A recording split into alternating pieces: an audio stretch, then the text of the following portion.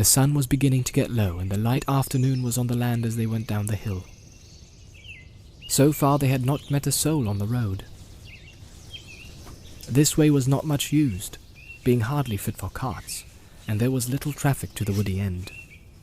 They had been jogging along again for an hour or more, when Sam stopped for a moment as if listening. They were now on level ground, and the road after much winding lay straight ahead through grassland sprinkled with tall trees, outliers of the approaching woods. "I can hear a pony or a horse coming along the road behind," said Sam. They looked back, but the turn of the road prevented them from seeing far. "I wonder if that's Gandalf coming after us." But even as he said it, he had a feeling that it was not so, and a sudden desire to hide from the view of the rider came over him. "It may not matter much," he said apologetically, "but I would rather not be seen on the road. By anyone. I'm sick of my doings being noticed and discussed. And if it is Gandalf," he added as an afterthought, "we can give him a little surprise to pay him out for being so late. Let's get out of sight." The other two ran quickly to the left and down into a little hollow not far from the road. There they lay flat. Frodo hesitated for a second. Curiosity or some other feeling was struggling with his desire to hide. The sound of hoofs drew nearer. Just in time, he threw himself down in a patch of long grass behind the tree that overshadowed the road. Then he lifted his head and peered cautiously above one of the great doors.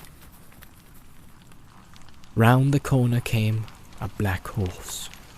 No hobbit pony, but a full-sized horse. And on it sat a large man, who seemed to crouch in the saddle, wrapped in a great black cloak and hood, so that only his boots and the high stirrups showed below. His face was shadowed and invisible. When it reached the tree and was level with Frodo, the horse stopped. The riding figure sat quite still with his head bowed, as if listening. From inside the hood came a noise as of someone sniffing to catch an elusive scent. The head turned from side to side of the road. A sudden, unreasoning fear of discovery laid hold on Frodo, and he thought of his ring. He hardly dared to breathe, and yet the desire to get it out of his pocket became so strong that he began slowly to move his hand. He felt that he had only to slip it on, and he would be safe. The advice of Gandalf had seemed absurd. Bilbo had used the ring, and I am still in the Shire, he thought, as his hand touched the chain on which it hung. At that moment the rider sat up and shook the reins. The horse stepped forward, walking slowly at first, and then breaking into a quick trot.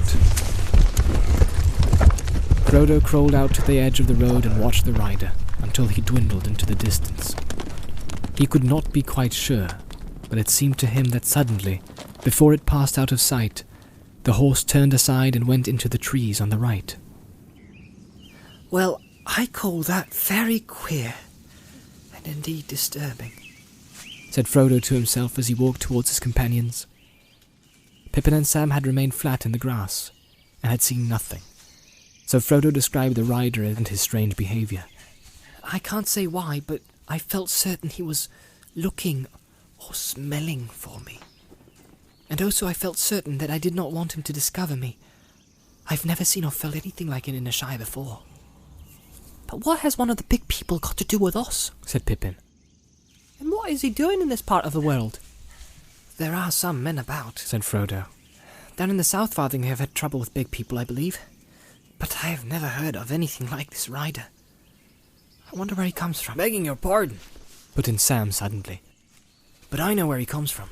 It's from Hobbiton that this here Black Rider comes, unless there's more than one, and I know where he's going to." "What do you mean?" said Frodo sharply, looking at him in astonishment. "Why didn't you speak up before?" I've only just remembered it, sir.